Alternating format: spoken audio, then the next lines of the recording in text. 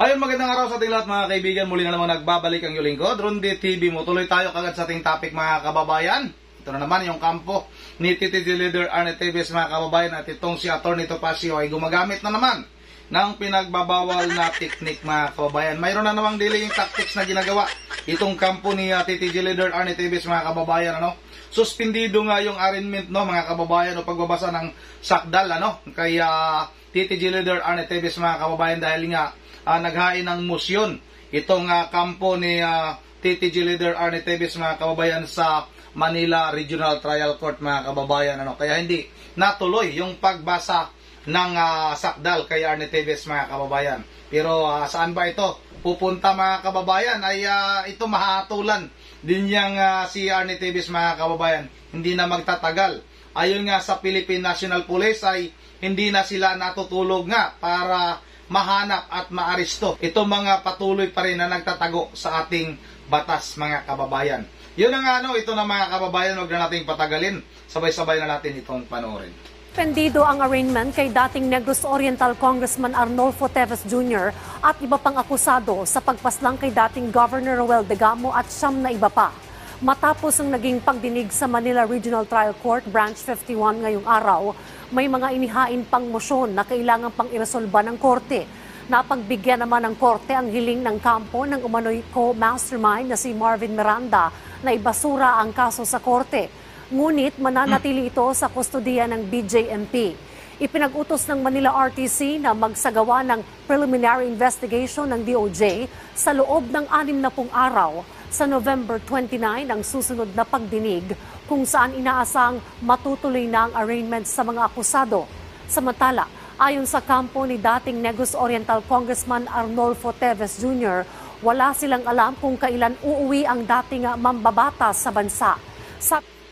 Wala na namang alam, hindi mo nga alam kung saan si TTG Leader Arnie Teves. Kung hindi talaga pumunta si Manny Pacquiao sa Timor-Leste ay talagang siguro hanggang sa ngayon, hindi mo pa rin naaminin na nasa Timor-Leste itong si Arnie Teves. Napaka-ingot talaga itong abogado na itong mga kababayan. Talagang napaka-sinungaling ito. Ito naman, sasabihin na naman ng kampo nila, hindi namin alam kung kailan uuwi si Arnie Teves sa bansa. Hindi talaga uuwi yan, kaya dapat arestuhin, puntahan na ito sa Timor-Leste. Makikipag-ugnayan na sa Interpol para nga itong si Arnie Teves mga kababayan ay maaresto na ito at mapauwi na ito dito sa ating bansa. Kasi pag-aasahan natin itong abogado ni Arnie Teves na si Atty. Topacio mga kababayan, ako po, kahit sunugin pa yan, kahit kurintihin pa yan, magsisinungaling pa rin yan, hindi yan magsasabi ng totoo mga kababayan. Talagang napakasinungaling naman talaga ng abogado na yan. Bakit ba kailangan pang pagsalitain yan, interviewin yan? Hindi naman nagsasabi ng katotohanan yan mga kababayan. Sabi naman ng kampo ni Degamo, dilatory tactics na may tuturing ang mga hakbang ng mga akusado. We are taking legal steps in order that the resolution which gave rise to the warrant would be invalidated. We still have a lot of remedies available to us. Legal remedies are there, but of course, we contend, we assert na hindi naman meritorious to mga motions nila. These are all dilatory. These are all dilatory. Okay? These are all unmeritorious. They will exploit the rules. They will even go up to the Supreme Court. But ultimately, justice will be served.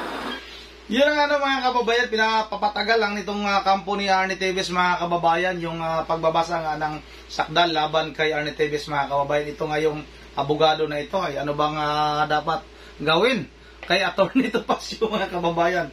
Kung yung ating mga kababayan pala ang masusunod, kung yung tinig ng ating mga kababayan ay yun ang magiging batas, nako matagal na itong si Topacio yung naipakulong mga kababayan. Dahil yung ating mga kababayan, karamihan talaga ay gustong-gusto na itong si Topacio ay masama sa kulungan nitong si Arnie Teves mga kababayan. Walang kwenta talaga naman. Ang sabi nga ni Idol Bintol po mga kababayan kay Atty. Topacio, ito yung abogado na napakawalang kwenta. Pinapatatagal lang talaga nila. Ay baka gagawa na naman ng kung anong paraan itong kampo ni TTG Leader Arnie Teves mga kababayan. Baka tatakas ito sa Timor-Leste. Abang-abangan nyo dyan sa mga sa mga boundary ha. Baka lumusot yan sa koral. Yan ang ano mga kababayan, dito lang muna no. At bago tayo magtatapos ay magsha-shoutout muna tayo ha.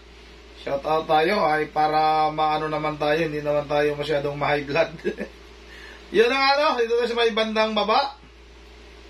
Shoutout kay Wilma Cadosali, okay din yan si Mayor Fitz Diaz. Kay Max Red Idol, shoutout ha. Si Ronde nakapagtataka kung bakit pati yung ibang mga pulis at ibang mga teacher nag-resign dahil sa pagsali dyan sa kulto at talagang marami silang grupo. Sa tingin ko, ginamitan sila ni Senior Aguila ng yam-yam or magic words from evil. Yun ang ano, napakahirap ng paniwalaan itong tao na ito. No, kung titingnan mo itong si Senior Aguila, parang mongoloid.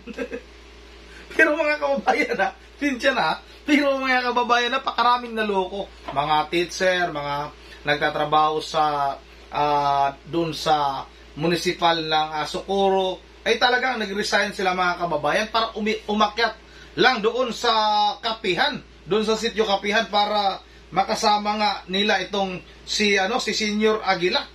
Napakatindi ng tao na ito mga kababayan. Kung titingnan mo, parang kalaban ni tawag nito, yung sa Dragon Balls. Yung, sino ba yung mataba doon, mga kababayan? Yan ang siya tawag rin kay Ma'am Joyce, Ma'am Joyce na Japan, kay Jojo Diuso Jr., kay Lilith John TV. Tapos, shout out na rin kay Antonio Ibon, dapat lang dahil binababoy nila ang batas. Yun ang ano. At shoutout rin kay QTG, shoutout po, sabi ni QTG. Pat Ibasan, shoutout ha, dapat kasuhan din yan si Manny Pacquiao. Marika Espiritu, si Manny na lang ang gumawa ng paraan para maristo, pero iba ang may pinagsamahan, hindi kaya. Yun ang ano, shoutout na rin kay, dito tayo sa bandang baba. Shoutout kay Inal Nilias. At shoutout kay Luciana, shoutout kay Uzi Ricardo Korea Ornia. Shoutout kay George Tuson, Maxi Nitsuga, Lods Rosalie Malit, shoutout sa iyo Lods Rosalie Malit.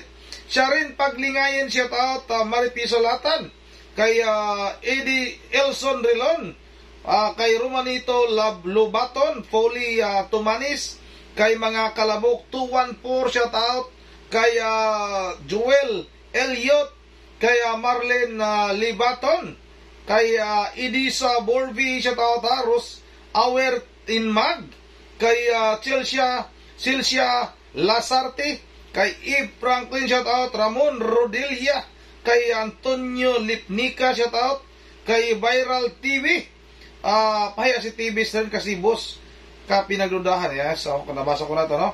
Isidro Halico, shoutout idol, kay Umar Dimalanes, kay Ronel Vergara, Dodong Digis TV idol, shoutout Dodong Digis TV, shoutout sa idol. Yun ang ano, hanggang dito lang muna. At once again, this is Ronde TV mo, ingat ang lahat. God bless bawat isa sa atin.